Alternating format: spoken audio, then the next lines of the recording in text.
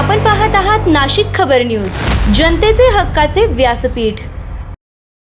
नाशिकमध्ये कत्तलीच्या उद्देशाने विना चारा पाण्याच्या अवस्थेत बांधून ठेवलेल्या 2 गोवंश जातीच्या जनावरांची सुटका करत गुन्हे शाखा युनिट क्रमांक 1 ने उल्लेखनीय कारवाई करत एका आरोपीला जेरबंद केले।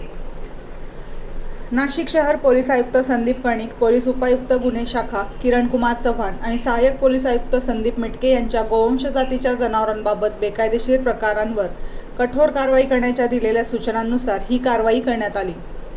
दिनांक 26 मे रोजी गुन्हे शाखा युनिट क्रमांक 1 चे अधिकारी आणि कर्मचारी पेट्रोलिंग करत असताना पोलीस अंमलदार आप्पा पानवळ आणि राम बर्डे यांना गुप्त माहिती मिळाली की वडाळा गाव परिसरातील मैनू कोकणे यांच्या गोठ्याजवळ 2 गोवंश जातीची जनावरे कत्तलीच्या उद्देशाने चारा पाण्याविना बांधून ठेवण्यात आली आहेत।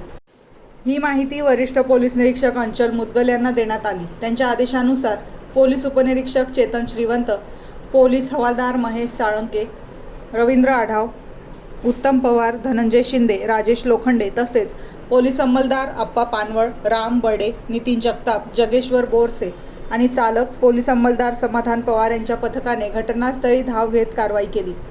या कारवाईत आदिल कलीम कुरेशी याला ताब्यात घेण्यात आले। चौकशीत त्याने 2 गायी रेहान कुरेशी यांच्या असल्याचे सांगितले। पोलिसांनी सुमारे 1 लाख रुपये किमतीच्या 2 गायींची सुटका करून त्यांना सुरक्षिततेच्या दृष्टीने गोशाळेत जमा केले असून आरोपी विरोधात इंदिरानगर पोलीस ठाण्यात प्राणी संरक्षण अधिनियमांतर्गत गुन्हा दाखल करण्यात आला आहे।